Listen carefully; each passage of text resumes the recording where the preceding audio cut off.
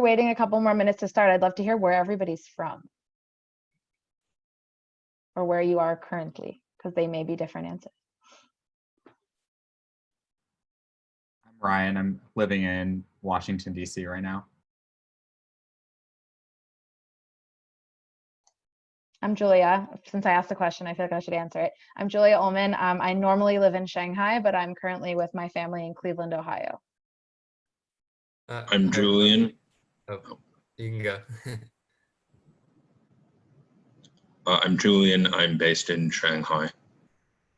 I'm Wesley. I'm based in Long Island, New York. I've been to Beijing before, so I'm really excited about BBYO in China. So, yeah.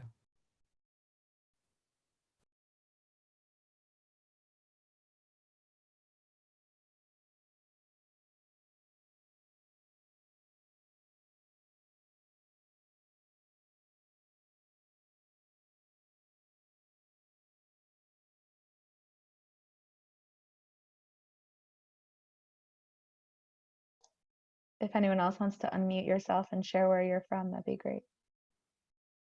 Hi, I'm Kelly. I'm from the suburbs outside of Chicago.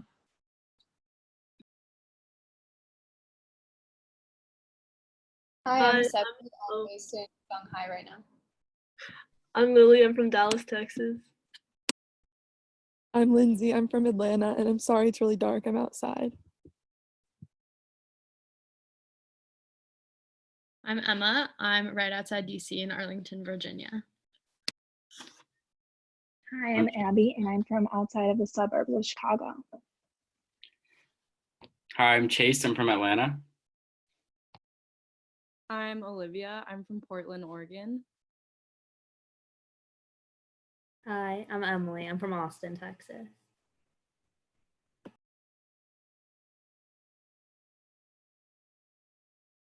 Hi, I'm Maya. I'm from Central New Jersey.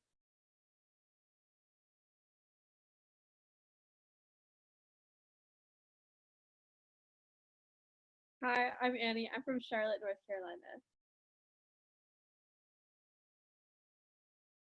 Hi, I'm Jill. I'm from St. Louis, Missouri.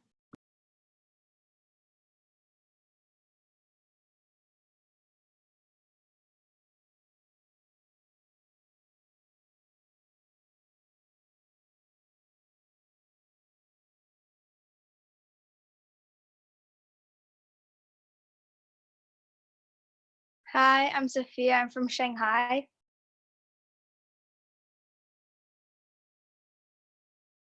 I'm Dan. I'm in Ubud, Bali, originally from northern New Jersey. Kind of just here to watch right now.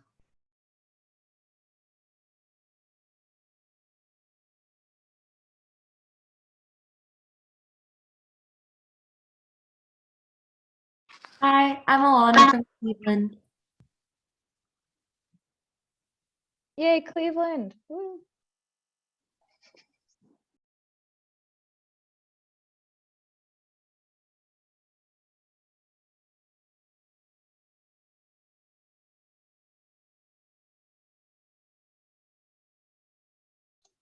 So I think if all of our panelists have joined at this point, I think we can get started. Thank you all for being here. I'm going to take a step back, but I just want to say thank you. If you just joined, I'm the community coordinator of KLOT Shanghai and the BBYO advisor in Shanghai.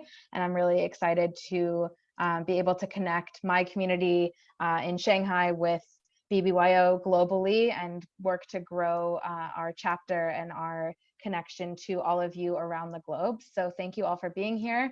I'm going to take a back seat and let some of my teens and some of our BBYO partners share about what you're here to hear about. So thank you for joining. Yeah, thank you, Julia. Hi guys, I'm Emma. I live in Arlington, Virginia, right outside of DC.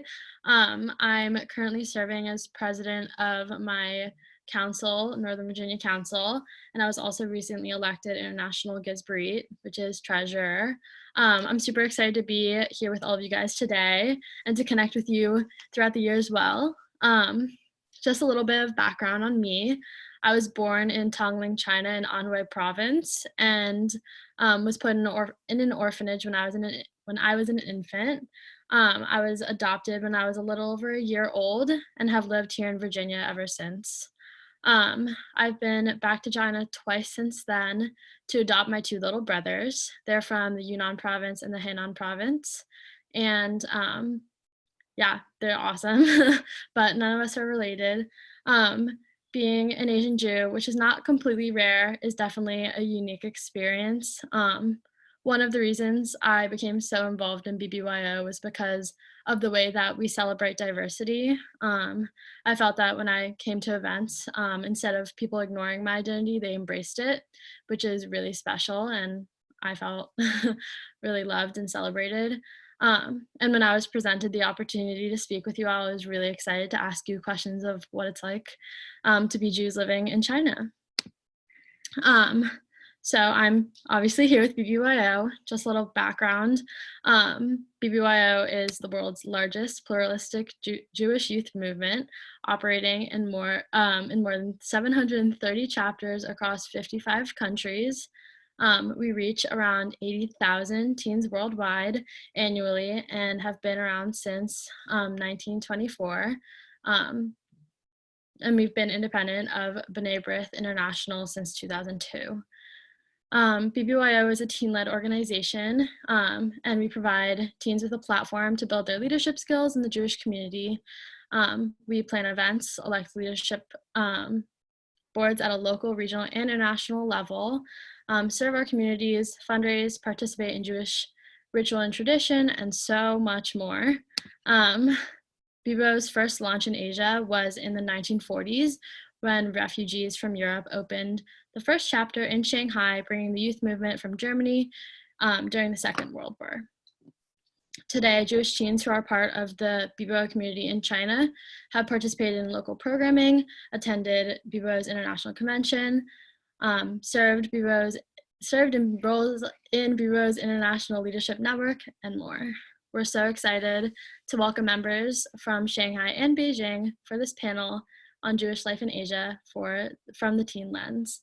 I'd love if all the panelists who are here with us today could introduce themselves, share where you're from, and where you're currently residing during COVID-19.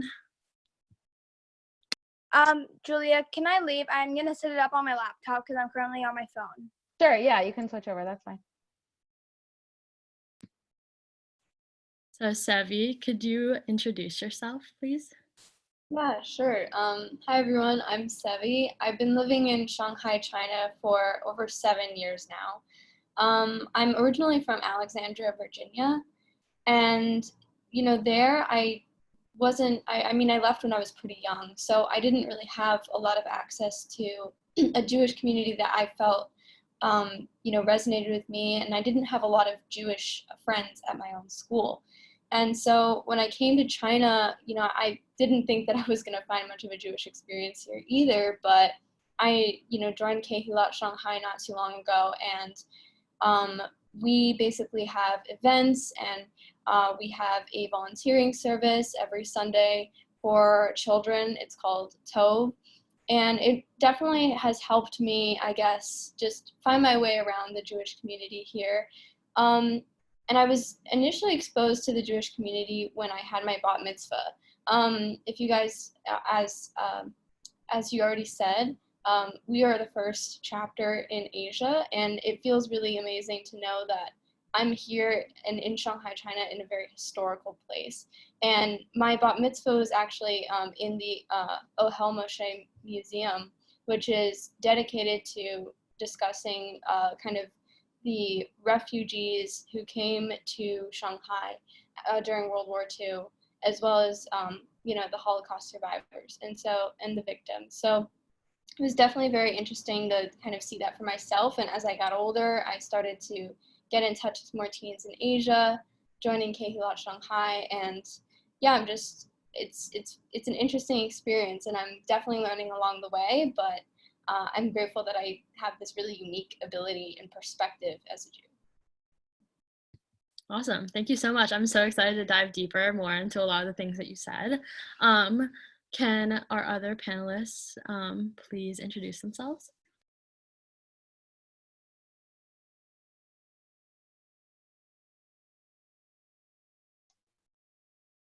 Whichever one of you wants to go, go ahead. Leah, Shiraz. Okay, I'll go. Hi, I'm Leah. I'm currently right outside of DC, but normally I live in Shanghai, and I've been there for a year and a half, and I've been part of the Jewish community there since I came, and I've also been a part of the Jewish community in Tokyo when I was younger, and that's where I got like a lot of like Hebrew school done, and then I came here, and then I had my bat mitzvah here. So yeah. So I'm Shiraz, and I live in Beijing, and I'm close friends with Leah as well because we met at the Tokyo convention. And I've been living in China for now 13 years. So it's been really great. And I've been part of the Jewish community since I was born there. So it's been really awesome to live in China for such a long time. Awesome. Thank you. Okay, cool. So I am really interested to dive deeper into kind of your experiences in all the places that you guys have lived.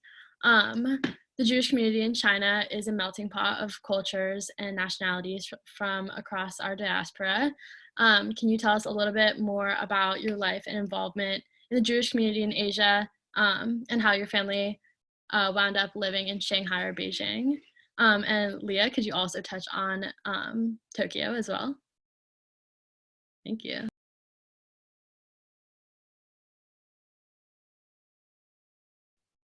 So my family moved to Shanghai, China for my dad's work. It was definitely very unexpected moving here. I had no idea I would ever live abroad ever, so definitely was a surprise. And so as I kind of briefly covered, you know, there weren't a lot of Jewish people in my old school in Virginia, and so definitely it was a unique experience finding people here. And I not only found, you know, a community in Shanghai, but I also found a community in the rest of Asia. We've done different retreats to Hong Kong and Japan, and we've met a lot of people from different schools there. And you know, it's just, I think that those experiences of connecting with people in Asia and having those different perspectives, but of kind of even in a more, you know, relatable way, was really an amazing experience. And we had all these fun activities.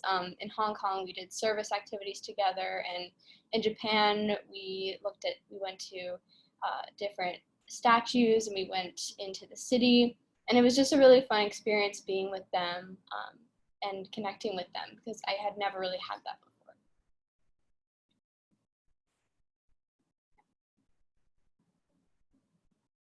Okay, so I guess I'll go next. So I ended up in Shanghai because of my dad's work. He's a foreign service officer, and I was actually born there, but then we moved back to a bunch of other places, and then we moved back. But before that, I was in Tokyo, which was very interesting because like the Jewish community there is a lot bigger, but a lot of the kids, like they're like a lot older, and like they're like the members of my congregation were like adults, and like and like in my Hebrew school class there were like only like 5 or 6 kids, but there was only a couple kids at my school who were Jewish.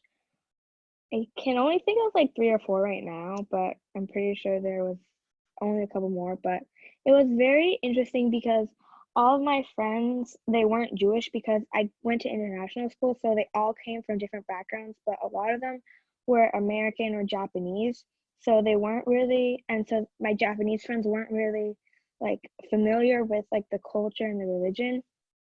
So it was very interesting to explain that to everyone in like a very simple way, I guess. And then now I'm in Shanghai, and again, since I go to international school, and it's a lot of backgrounds, but I guess there are Jewish kids there, but I'm not entirely sure how many. I know of like 5 or 6 that are Jewish.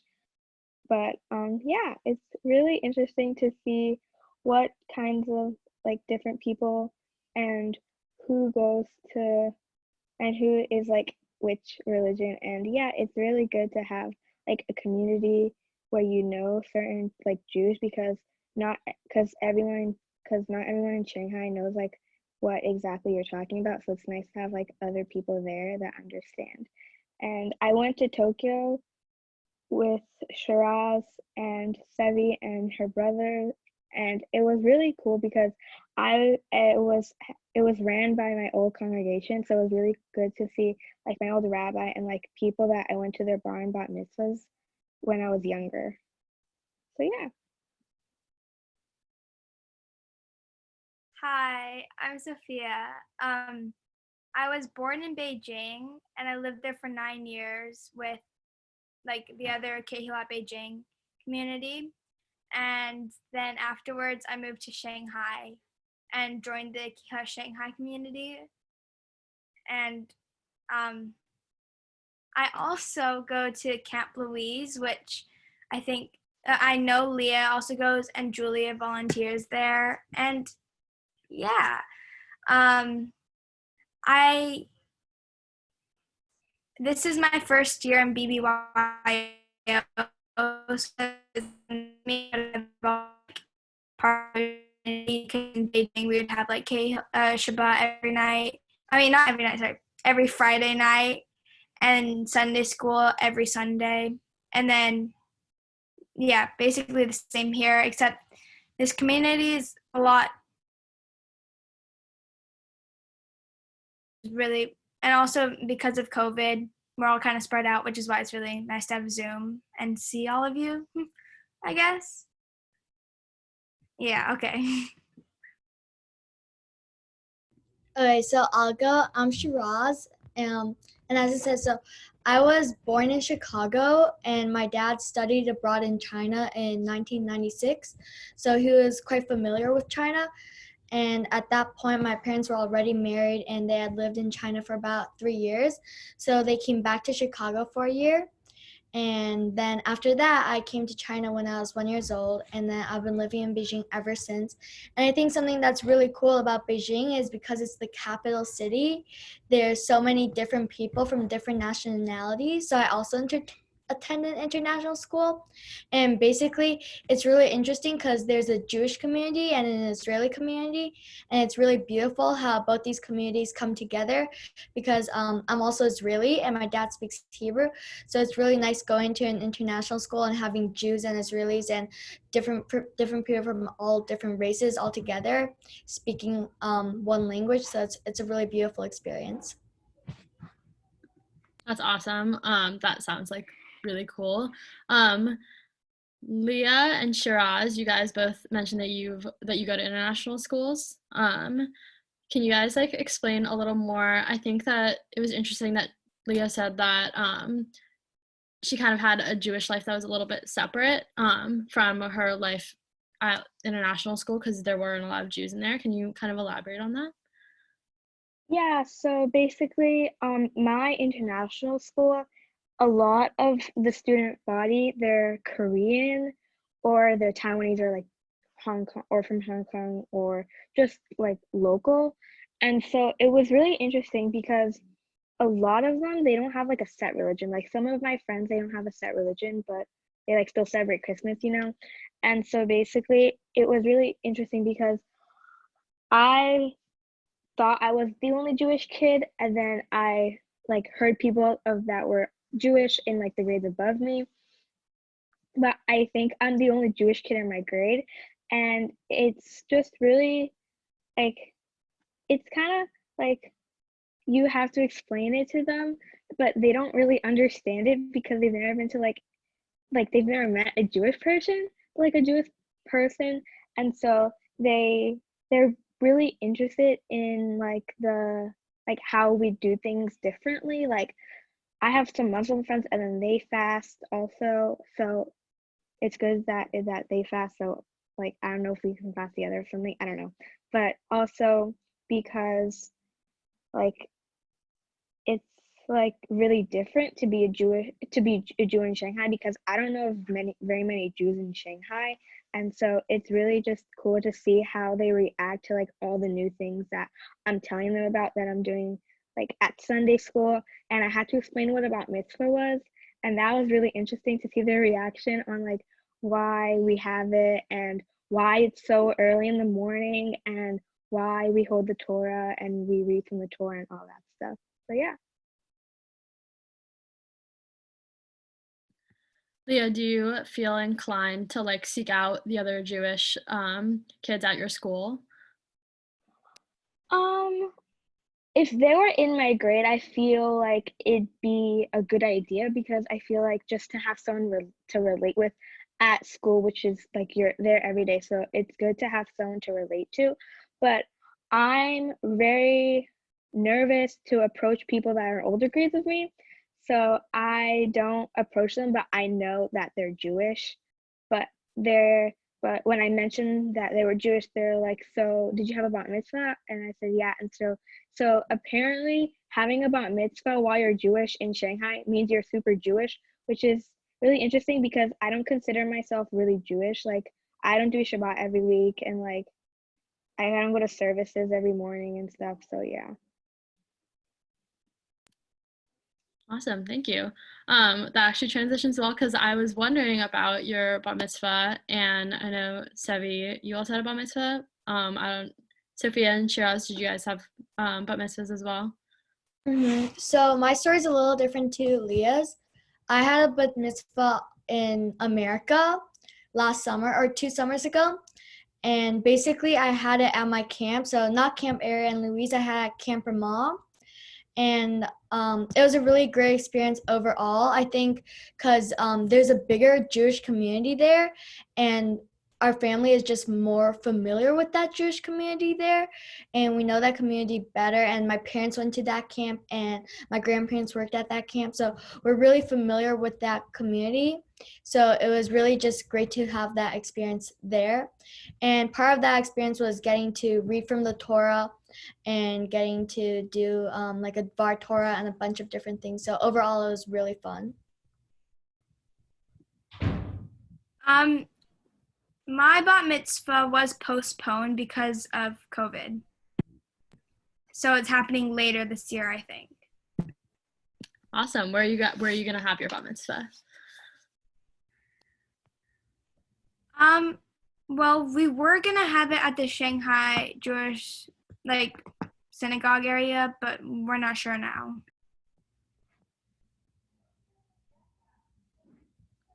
Well, good luck after quarantine. I know that my bat mitzvah was really special, and similar to how Shiraz had became a bat mitzvah at Camp Ramah. When I went to a BBYO camp this summer at Ulman camp, there were also a lot of teens that decided to get bar mitzvah at camp as well. I also it was really cool that you mentioned Camp Ramah and Ari Louise because those are kind of local to where I am, and a lot of my Jewish friends attend those camps. That's really cool.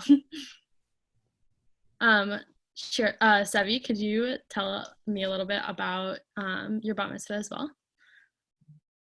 Yeah, I had it at the Ohel Moshe Museum in Shanghai, and it was definitely a very surreal experience because it talked about not only the Holocaust but also about the refugees who came to Shanghai during World War II, and it definitely gave me an interesting perspective of the history between Shanghai and Jewish people that I had never really experienced until I had that bat mitzvah.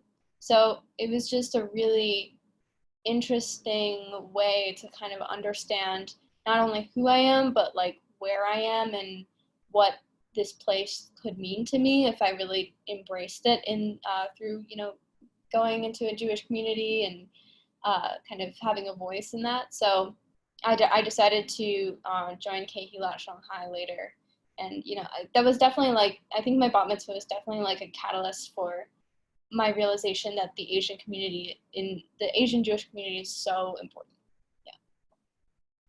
That's awesome. And then after you became a bat mitzvah, you continued to become more involved in your Jewish community. Yeah, it took a couple of years. We didn't really know where we wanted to go, but eventually I got the confidence to join a community and to also do things internationally within Asia. So, yeah. It sounds like a really awesome experience.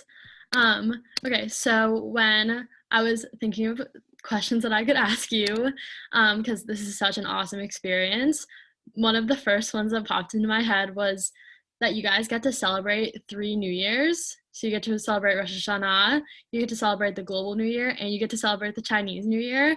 What is that like for you guys? Which one's your favorite? How do you celebrate? Tell us all about it.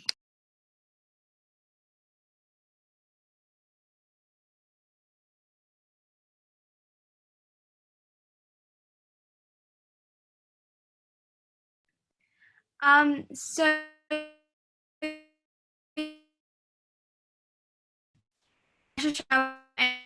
off because we go to international schools, but like most people are, I want to say Christian there, but like it's all like different races, not races, but like races and religions there, and so not everyone celebrates this.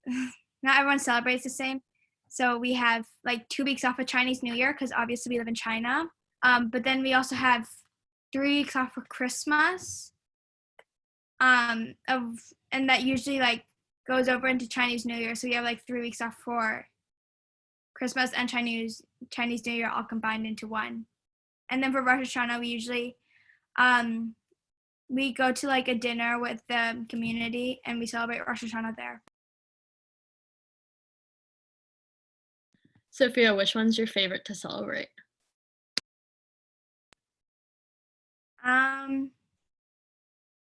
I would say the actual like January, like the last day of the year to like the actual New Year's, because I think it's the most fun and like it gets you energized and stuff, because usually for Rosh Hashanah I have to drive quite a long time and it's really tiring. So we celebrate New Year. We also celebrate Rosh Hashanah and then Chinese New Year and the actual New Year, like the World New Year. Personally, my favorite is probably the Chinese New Year because there's so much preparation for it, but also every year the Chinese New Year changes. So there's different paper cuttings each year because there's a different animal each year. So like I'm the year of the dog. So when it comes to your year, you just feel really special. And it's just I think it's really special because there's also like celebrations that lead up to the Chinese New Year. And it's like this whole like activity of like a whole month. So like we had like this project at school where we had to do like paper coloring and like Chinese like ink drawing with calligraphy. So I think it's just a really special experience. Yeah, actually, I never really thought about it that way when you said we have 3 New Years. I guess that's true. I really like the Chinese New Year the best. Similar to Shiraz, it's a huge month of just preparation for the Spring Festival, and I love seeing this really unique culture around me come to life in a sense, and especially the tradition. So it feels like a very informative experience to every year see something unique and see something that reminds you of, China's roots. Yeah, and I also celebrate 3 New Years, and in my personal, and like Sophia said, we get breaks off of the normal New Year and the Chinese New Year. And for the normal New Year, my family doesn't really do much because we're probably like on winter break or traveling. But for Chinese New Year, so I'm half Chinese, like my mom is Chinese, and my grandparents always come over and we make dumplings and spring rolls, and it's just really fun to be able to see them. I mean, yeah, they live down the road from me, but it's really nice to see them in like a special occasion. And when we lived in Tokyo, my grandparents came with us, and my aunt, who's lives in Tokyo, and her family, they all gathered at my house, and we all just had so much fun making like wontons and dumplings and spring rolls. And I just think that it's a really cool experience to see everyone around me, like my friends at school, celebrate it in a different way, because I have some Korean friends who don't really take it seriously, and then I have friends that get their entire family around and they have like this 50-person party and they just have so much fun with like making dumplings and different types of food. So yeah. That's really amazing that there's so much culture around you. Awesome. Okay, so I have another question. How does your family practice Judaism in your home? So like my family celebrates Shabbat every Friday afternoon, and we also do a Seder every Passover. Do you guys celebrate Shabbat? What kind of Jewish elements are in your home?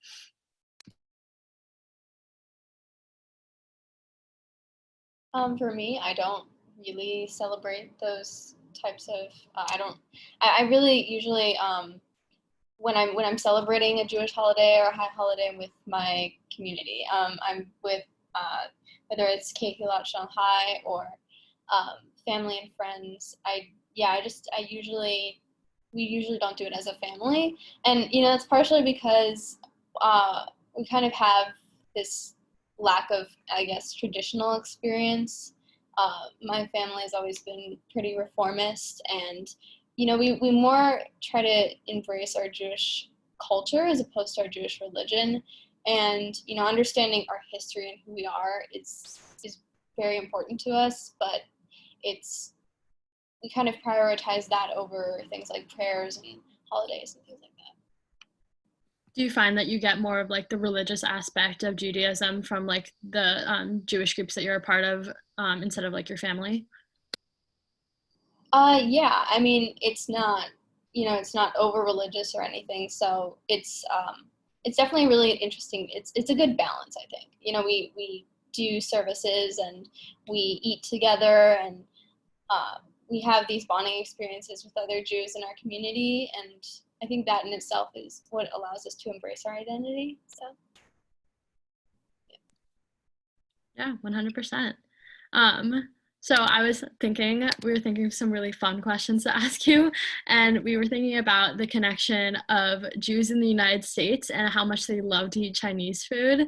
What's the biggest difference between like American Chinese food and the Chinese food that you guys are used to? Fortune cookies.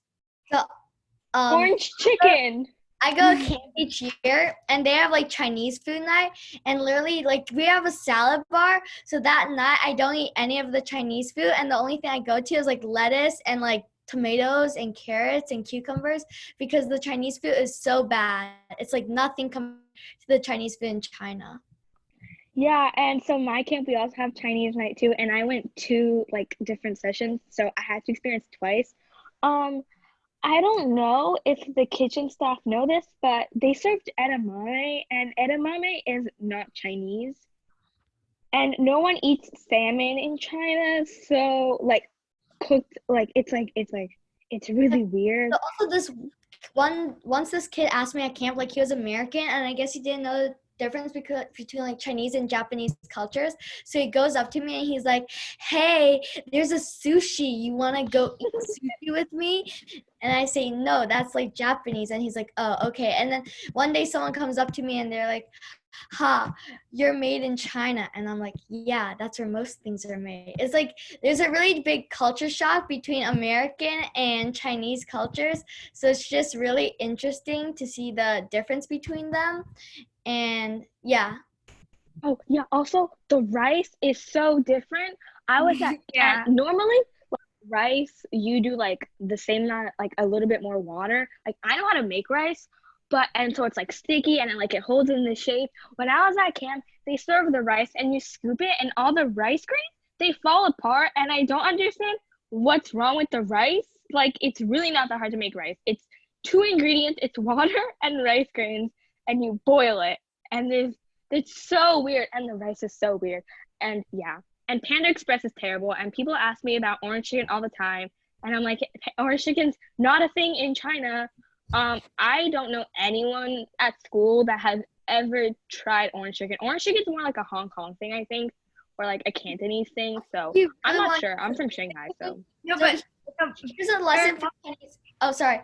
So for like Chinese food, in the south, it's more sweet, like Hainan or Shanghai. So their dumplings or their dim, as American people call it, are more sweet. And if you go to Ding Tai Feng, which is a restaurant you can have like California or Shanghai, it's the balls, the dumplings, the dim sum is sweet, the outside layer.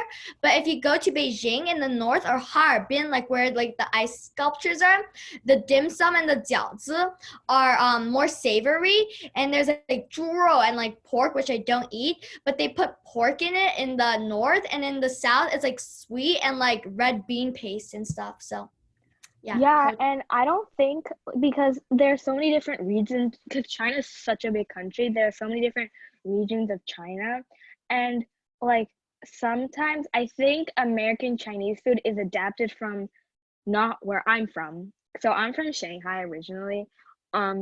So I think it's just very interesting because orange chicken, I think it's a thing in Hong Kong. I'm not too sure, but people always ask me orange chicken, or there's this one thing where my friend was talking about me of Panda Express, and she was ordering noodles, and she's like, I'll have the lo mein. She's like, do you know what lo mein is? And I'm like, I have no clue what lo mein is. She's like, it's the ricey noodles. And I'm like, do you mean full of meat? And she's like, no, lo mein. And I'm like, literally, it's because it's spelled MEIN, and in Pinyin, which is like the translation thing on the characters, it's Mian is MIAN, and just to see like they're so confused about like what Panda Express puts out as Chinese food and what my family actually eats, because my mom is Chinese, so we make Chinese food all the time. And it's so funny because my friends will come over for lunch or dinner, and they'll, for like if they're hanging out with me, and they'll just be like so confused on why it doesn't look like delivery. Yeah. Also, the bubble tea in America is so different from the one in China. It tastes like completely different. The only thing that's the same about it is the actual bubbles, but they all, even like the bubbles taste different. So I was in America, or no, I wasn't in China for 3 months, and usually I'd be having like bubble tea every single week because it's 2 minutes from my house. I didn't have bubble tea for 3 months, and so me and Leah, we met up. We went to like we went to a place in Chinatown because we didn't have Chinese food in 3 months, and we were so craving Chinese food. And so right beside it, there's bubble tea. I didn't know that, bubble tea could taste like that. I thought bubble tea could taste like good all the time.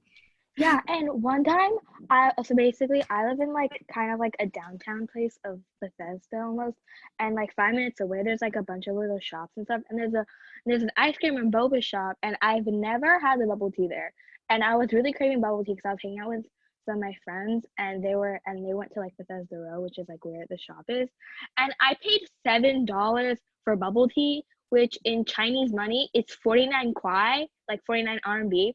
And normally I'll pay 19 or 21 yuan with real milk and real brown sugar boba. And this boba place, the bobas aren't even round. And it was so bad. I paid $7 for it, and it was literally ice. And like the boba culture is so different because at the shop, like if yeah, exactly. So basically, okay, Sophia, show them your bubble tea and show them the top. This is like a small size cup. This is 11 kwai, which is less than $2. $2. And so okay, good. and then basically at the shop, so basically how they have the machines that like press on the plastic top at the top, and then you put your your straw through. They put the cup on the machine, and then they open up the plastic, and then they put it in like a Starbucks thing.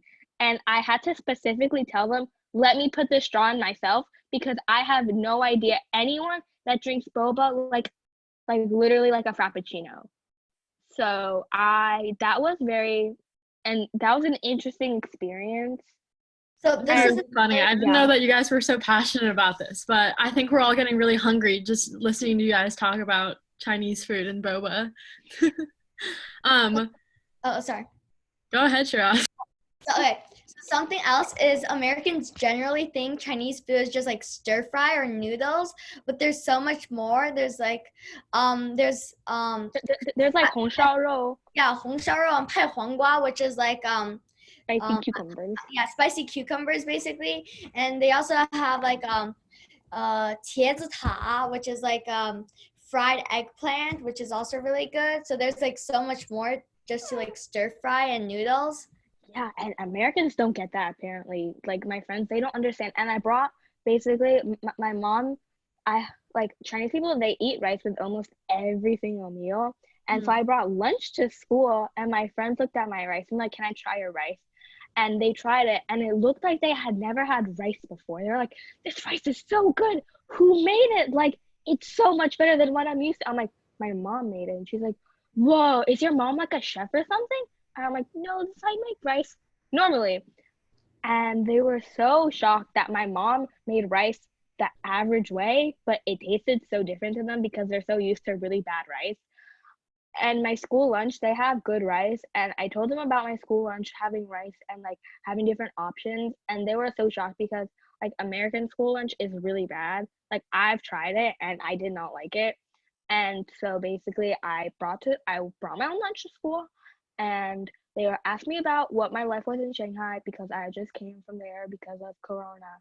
And they were like, why does your lunch salad bar like thing has so many options? And I'm like, that's how it is in all schools. Like you can ask Sophia and you can ask Shiraz, like all the cafeterias have different like different stations. There's like Italian station, and there's Western station, and then there's Chinese station. And then I don't know at other schools, like the American school, they have like a salad little shop thingy, and then they have a noodle little shop thingy, and then they had like slushies and then ice cream, and they're like, oh my god, that's crazy.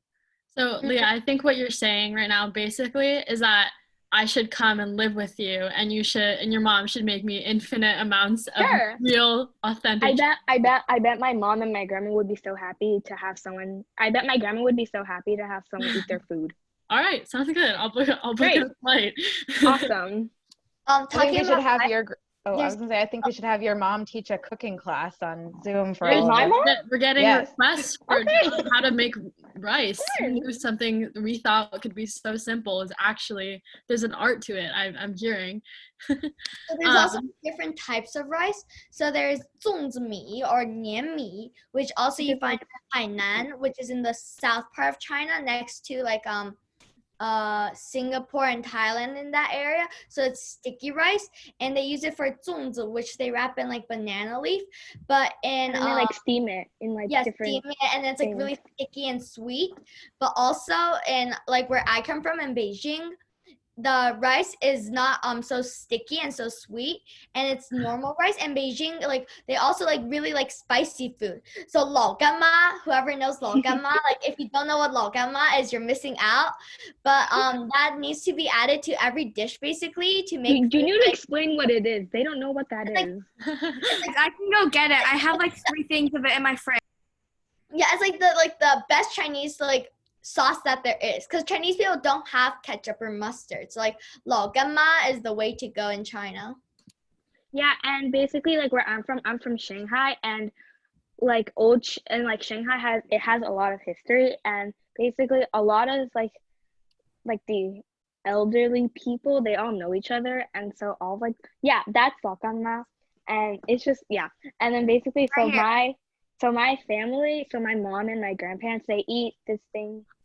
Totally forgot what it's called right now. I was just blanked out, but it's like more porridge like, so it has more water. And zhou. I love zhou. No, it's not like zhou. It's like I'll ask my mom in a sec, but it's the English word is it's like porridge. Yep. No, it's like congee. They call it congee. Yeah. It's congee. It's congee. And then my grandparents. So basically, there's this town called Zhujiajia, which is like a water town, which is like really, really old Shanghai. And there's a little pickle shop, and my grandpa has known like the owners for like 30 years, and he always gets the pickles from there. And I grew up eating the pickles, and I only like two types of pickles, and it's my grandpa's pickles, which he gets from this place called Zhijiao, and it's like a little pickle shop. And I went there at the end of the year, and I went with my grandpa before, and the owners recognized me, and it was so funny because my friends were so confused, and just normal pickles, and it's just really funny to see because it's so basic. Like, if you really think about it, if you break down Chinese food, it's just a bunch of vegetables and rice or meat or noodles. All right, well, I think maybe after this call, I'll dive deep and do some real research onto authentic Chinese food, and then I'll book a flight, and your grandma and mom can make me some food. Okay, cool. So we're almost out of time. So I want to ask you this one final question. It's kind of a big one, but I'd love to hear from all four of you. What is your hope for Jewish life in China and in Asia, and what kind of role do you think BBYO can play in that?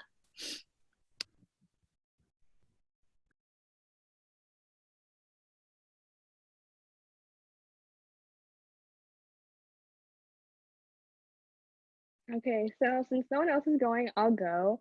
I think that Jewish life in Shanghai, like, I feel like there's a lot of us just like scattered around the city, and it'd be great to like teach people about the religion, because I know a lot of my friends, they don't know much about it, and it'd be really good to like have them understand it like they understand Christianity.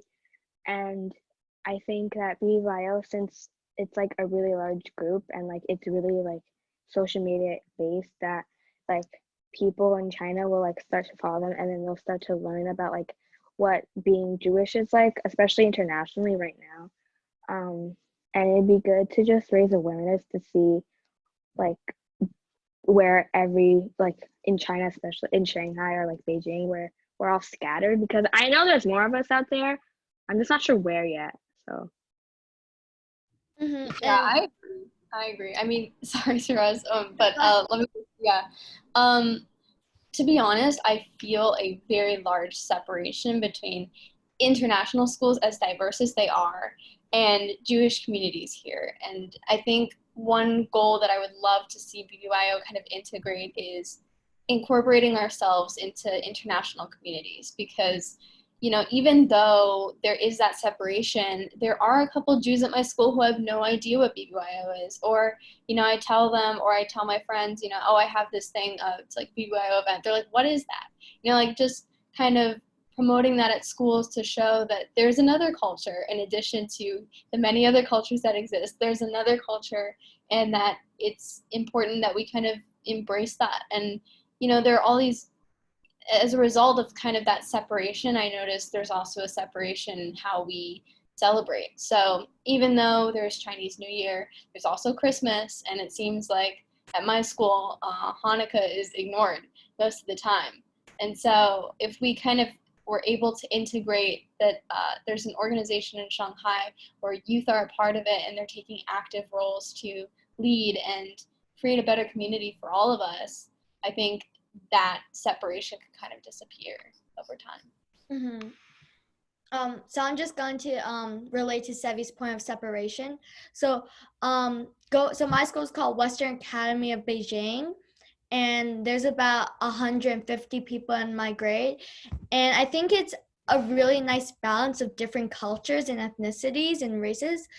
And in my class alone, there's another Israeli or Jew, and it's just really great because sometimes like we get this special email from our teacher. So it was Easter for them, and it was Passover for us.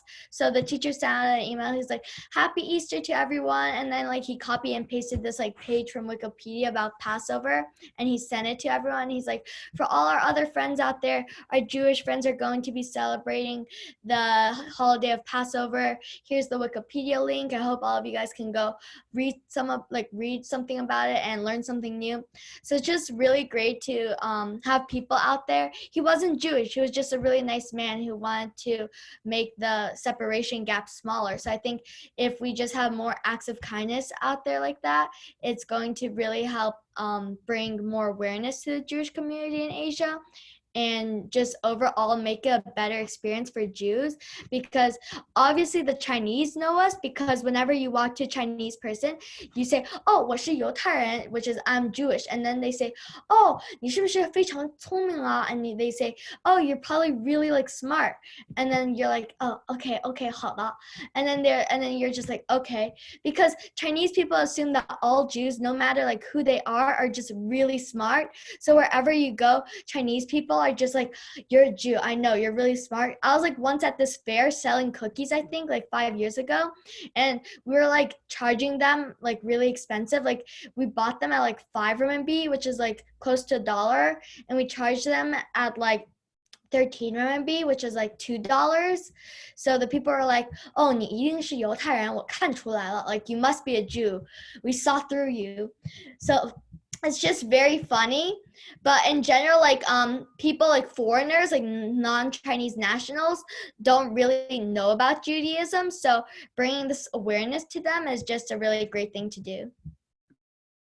Yeah, like spreading awareness and also making sure that everyone's like minds are like everyone has an open mind about our religion.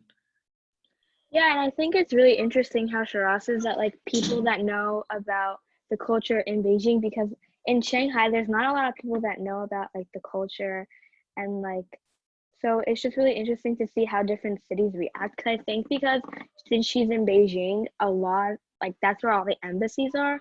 And I think that's why a lot of people are used to like having different religions and stuff. And like, I don't know, but I feel like all the schools in Shanghai are like Christian. Like I go to like a mildly Christian school. And so no one knows about Passover or no one knows about Hanukkah. And I think it's just really cool to see that in Beijing that people just know about it, like her teacher and just like people on the street. But in Shanghai, that's like not really the case as much. It's different for me. Even though I live in Shanghai, I live on the opposite side of Shanghai where all like foreigners live. And so at my school, we actually have quite a bit, like I wouldn't say one per like grade or year, we call it. So here during Passover time, they do like a little presentation, and the whole school kind of sits down for assembly, and we like talk about Hanukkah and Passover and stuff. I don't get that. I don't get presentations from my school. I wish my school knew about it. They're like, yeah, happy Christmas, and then they don't say happy Hanukkah, or they say happy New Year, and they don't mention any of the Jewish holidays. And I feel so awkward because my friends are looking at me like, you don't celebrate the holiday. They don't know about it.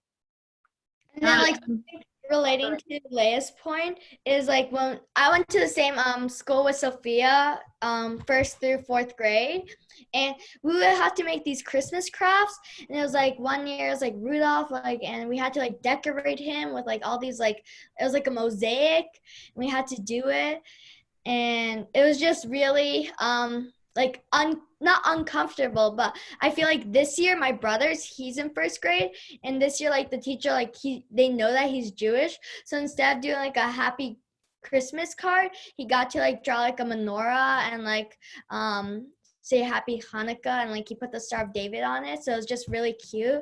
And it's nice to see like the time is like people are like growing out of a different mindset, and it's really different compared to how it was when I was in 1st grade. And also like what Leia said, in Beijing there is definitely a lot more not a lot more Jews, but you feel, since I go to the school with so many Israelis, I definitely feel the presence of them. So I live really close to the Israeli embassy. It's like a 5-minute walk. And basically we go on the same bus as all the Israelis. And in the whole school of 1,300 people, there's like 30 Israelis, K through like 12. So you just like, you're back on this bus and all you hear is Hebrew. And like the Israeli embassy is right next to the Indian embassy. So you hear like, you see there's like Israeli people speaking Hebrew and then like these Indian people speaking Indian. And it's just like really interesting to like I can just turn around and see like someone speaking Hebrew. You just don't find that a lot. So it's a really awesome experience.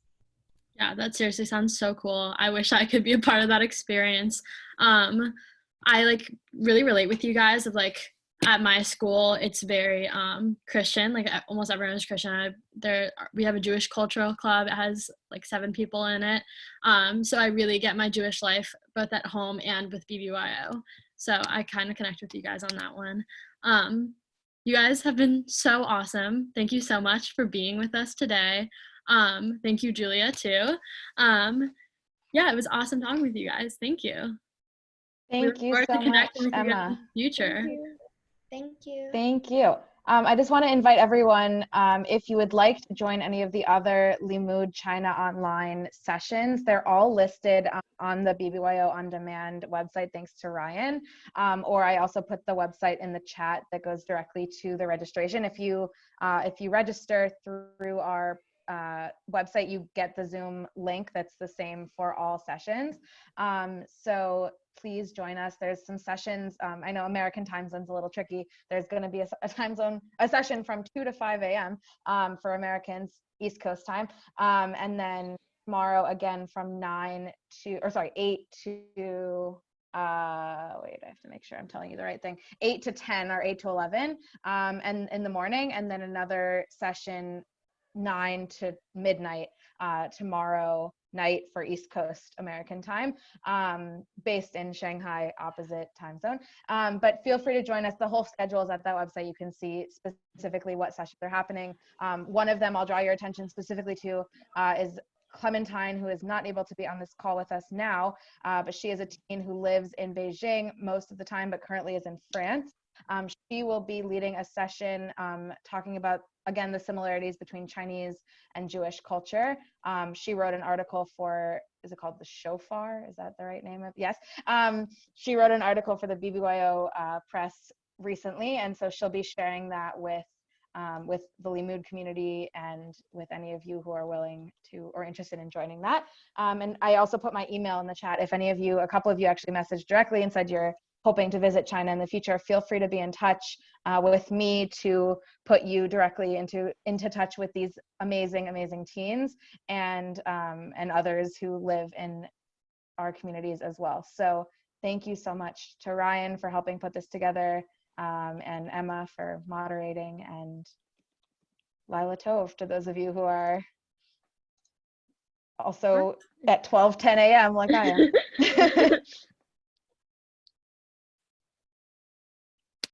Thank you, everyone.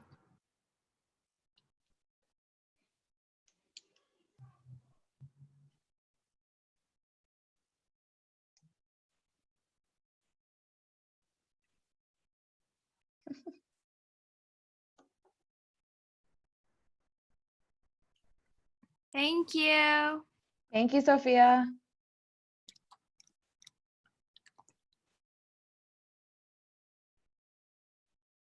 Yeah, I'm definitely looking forward to more of these. This is exciting. Yeah. Yeah.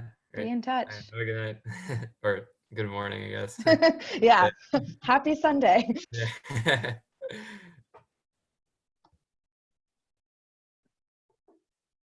Oh, the funniest thing was there was the girl who was from Cleveland. We lived like 2 minutes away from each other. Like we were messaging back and forth. With Alana? Yeah, we literally live like around the corner. It's so funny. I'm like, of all, like, just small world. I mean, I know that there's a lot of BBYO in Cleveland. I was in Nifty, but it's just funny that like she's like, yeah, I live off of Som. And I'm like, I live off of Som. Like, it's just right here. So funny. Well, Emma, you like crushed it. Such a good moderator. Such a good moderator. Yeah, that was amazing. You like responded. You like gave personal stuff. Like, it's awesome. Really amazing. Thank you. It's cool to hear your story as well. I would love to hear more. Yeah, it like when they were sharing their story, I was like, this is like literally the opposite. Like, I'm Chinese and like lived my entire life in the US, and like they're just opposite. It's like really cool. Yeah. Yeah, I'm looking forward to connecting with you guys a lot more this year. Yeah, I would love that. Actually, if you send me an email, I think where Ryan can put us in touch, I can connect you directly with the teens that were panelists if you want to be in touch with them directly. Julia, I think we had like the entire incoming international board on the call, which was really awesome. And I think we should figure out, like, I know we should have like a separate group chat just for the kids so that we don't spam, but I think to put a chat together where like anyone who was on that call can like continue these conversations with some of the kids would be great, because I think like I felt like that was like our first moment in making them feel like really connected to BBYO globally, which is really nice. Yeah, absolutely. They're all like, they're so excited. I mean, I think that was like the push that they needed. I mean, I don't know, Emma, if you've gotten the background, like we've had like a Jewish community growing in China, but BBYO is new to the scene, at least for this iteration of Chinese Jews. There was BBYO historically in China, but yeah, we're really trying to grow, and like we have had a few people coming to IC in the past, but that's really been like the only connection that we've had to like the global movement. So I've been really working this year to try to like working directly with Ryan very frequently to like try to increase that. And so this was like the first time where they really knew that there were other, like, as opposed to me just saying, yeah, all the teens around the world, like they just saw all of them, which is really, really amazing. So thank you. Well, it's midnight for all of us. Yeah, I was gonna say, let's go to bed, but we'll talk soon. Be in touch. Yeah, Julia, let's talk this week. Now we're in the new week, and start figuring out like some next steps and things to like energize the kids to like do some more stuff with the platform and find. I think we should maybe do like another call just to like have like an open connection and just like a hangout with the China chapter. I think. Yeah, and they can talk about rice for an infinite time. We could do a session just all you ever wanted to know about rice. No, like people genuinely want them to do a rice tutorial. Yeah, I think also if they listed like ingredients to get from like a local market, like people would go and get it. Yeah, well, yeah. So I'm getting from my kids like a message of like, can we please actually do the cooking class? Like that would be amazing. And then like Ian was messaging me like we need to have like, so yeah, we'll definitely make things happen. I think we would all be super into that, and I like the idea of us having like a chat just for the teens, like to like have those kinds of conversations. Like, do you think it could be on do they have all have iPhones, or do we need to like put it on WeChat? It's a mix of phones. I mean, I think WeChat, if you guys aren't, those of you who aren't familiar, it's like the Facebook, the Instagram, the everything of China. But it's, I don't know that they all have most of them do, but some might have Chinese phones. I'm not sure. So it may be tricky, but we could also potentially do like, they all have Instagram. Like we could do like an Instagram. I mean, that's not like a great way to communicate, but they all like, it may be like a common app that we can find that everyone would have. Why don't you ask them what's good? Because I think US teens can really do anything. So let us know what they would be excited about. Will do. Make a chat or whatever. Yeah, will do. Okay, well, thank you. Sounds good. That was awesome, y'all. So fun. Yeah, and we also, by the way, Brian was asking me who those other adults were. There were a couple other like Limud adults who joined as well. Like this was promoted through the like Limud program. And they were offered the link to join us from the main session. So so there were a few of those adults with us, which I think was cool. Like the one guy was like smiling because like, he's lived in Beijing and he's like kind of laughing at how the kids are explaining everything. I mean, it was like, so it was very cool to have not just the teens, but also some other people as well. Cool. Well, be sure to share this with the board and everyone to like let them know how exciting it was. Absolutely. Yeah. We'll talk next week. Yeah, send me the like recording link or whatever as soon as you can. Yeah, we'll send you the recording link and like the participant information and all that stuff once we can. Awesome. And we can connect on making a chat. Yeah. Awesome. Thank you so much. Good. All right. Have good a night. good Bye. Bye.